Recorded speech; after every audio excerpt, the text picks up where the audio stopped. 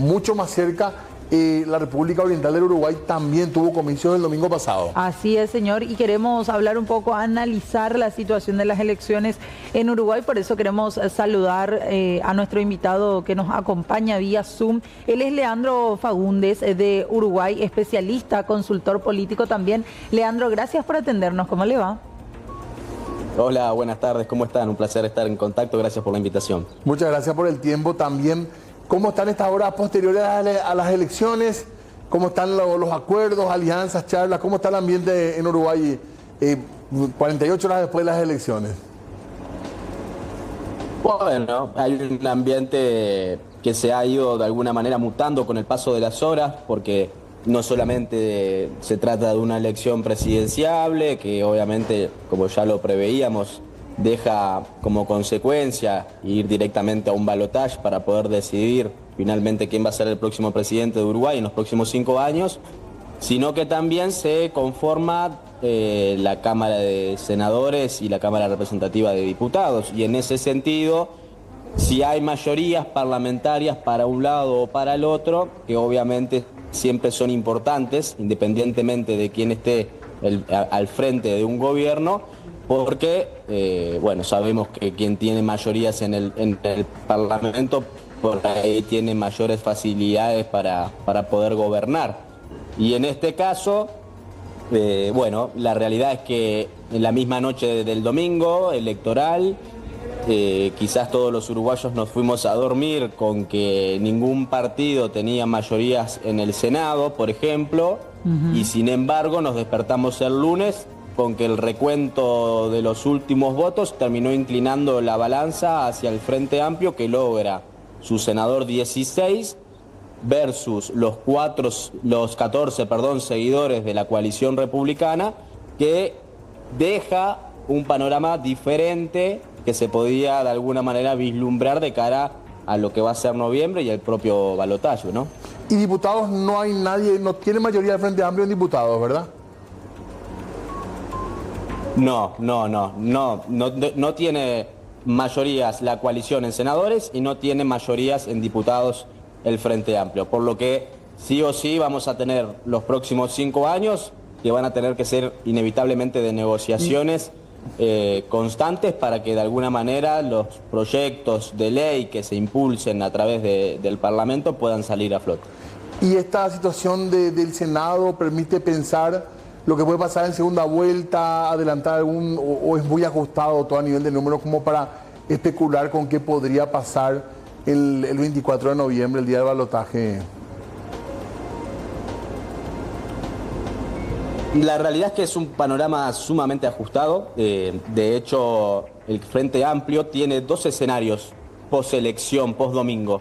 El primer escenario es que el Frente Amplio se había puesto una meta tan alta, tan grande, que era ganamos en primera vuelta o seguro que vamos a obtener mayorías parlamentarias, tanto en senadores como en diputados, que de alguna manera nubla para ellos, si se quiere, que terminaron teniendo una votación considerablemente mayor a la que obtuvieron hace 5 años atrás en la última elección presidencial, en el año 2019, perdón. Entonces, de alguna manera, el Frente Amplio ha crecido.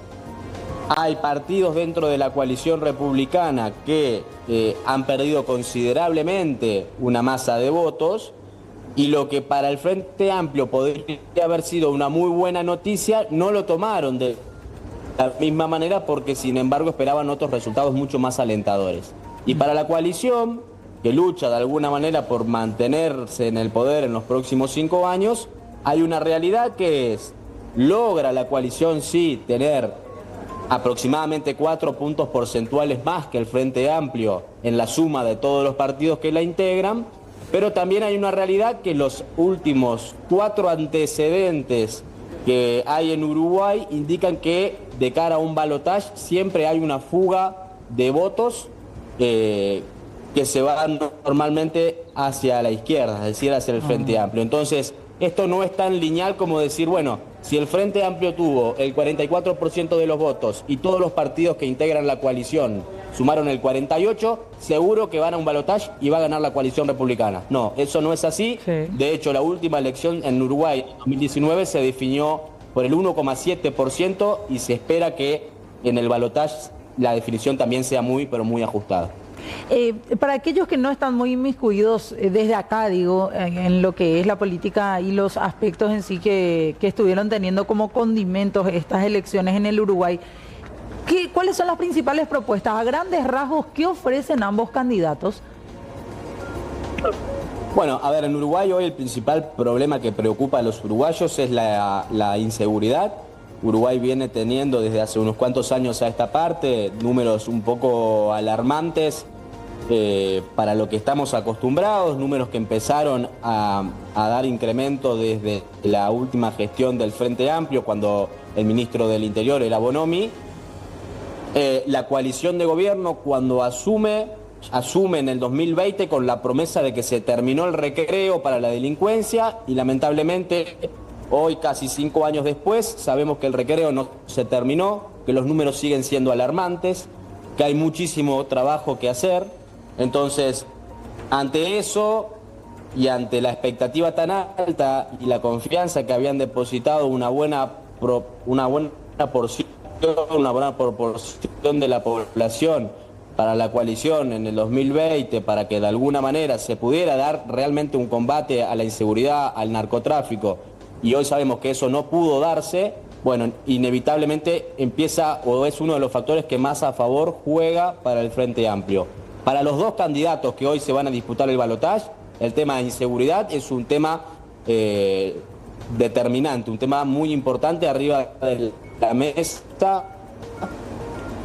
en donde con sus diferentes propuestas, incluso hablando de acuerdos, hablando de cambio de ley, policía, etcétera, etcétera, bueno, están arriba del radar como una de las medidas más importantes. La otra medida es la economía.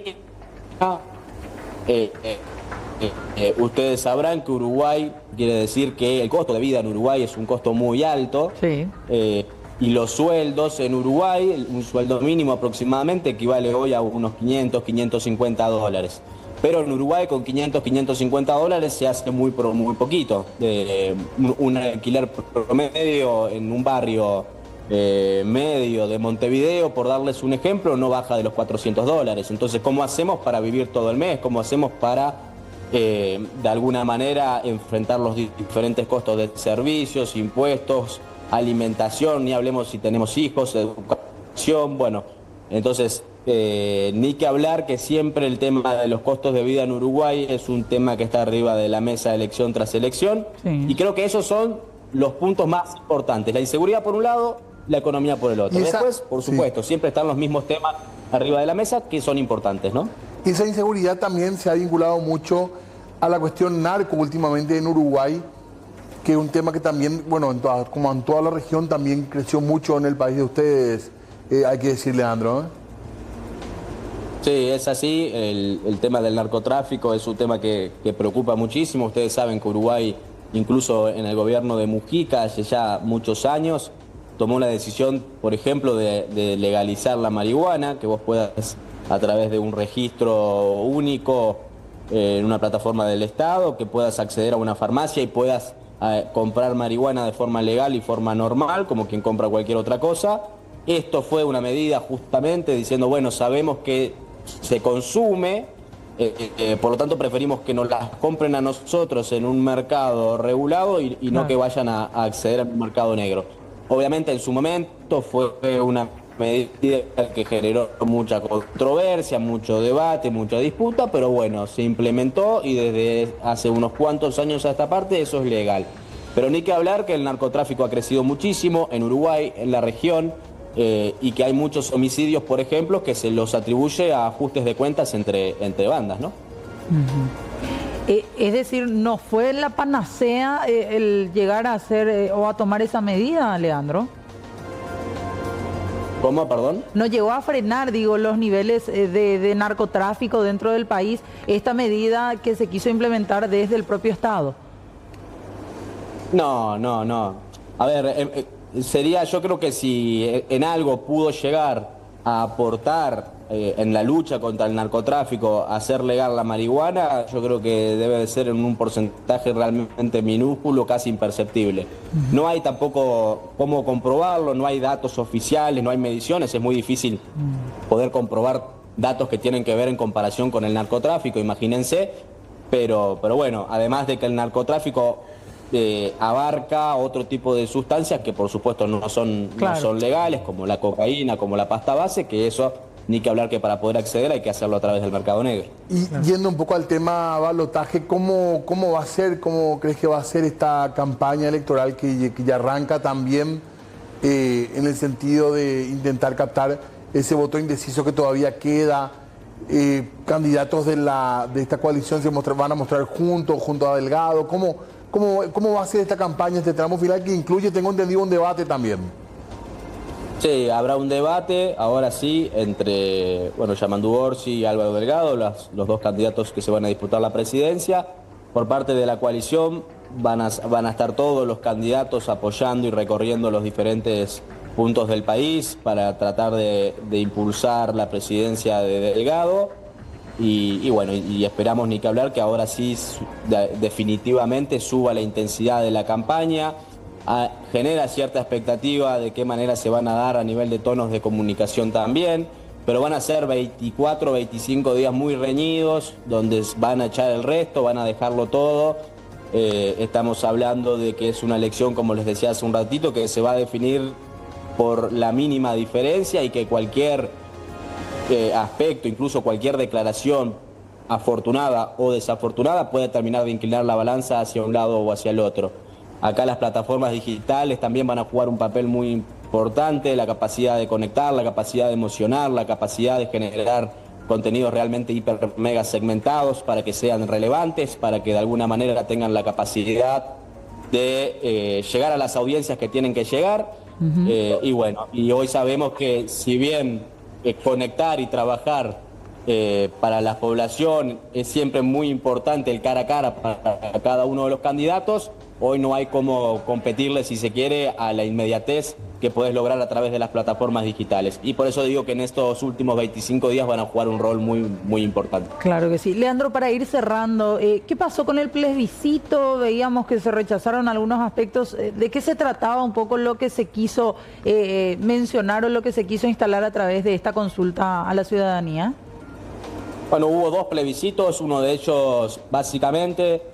nosotros por constitución en Uruguay no se puede hacer allanamientos nocturnos a las casas, que este plebiscito de alguna manera lo que quería era tener la potestad, obviamente con una orden de un juez, de poder generar ese tipo de allanamientos, entre otras tantas cosas para poder combatir el narcotráfico, porque se cree con cierta certeza de que hay muchas bocas de droga que aprovechan que la policía no puede entrar a las casas en las noches para de alguna manera poder generar sus negocios durante la noche, justamente para sabedores de que no va a entrar ningún tipo de fuerza policial. Entonces, bueno, ese era uno de los plebiscitos, no se aprobó, con el 40-41% aproximadamente. De la aprobación se necesita, como ustedes saben, el 50% más uno para poder aprobar un plebiscito, por lo tanto quedó por el camino. Y el otro plebiscito era una reforma social que básicamente lo que quería era, por un lado, bajar la edad jubilatoria de 65 a 60 años en Uruguay.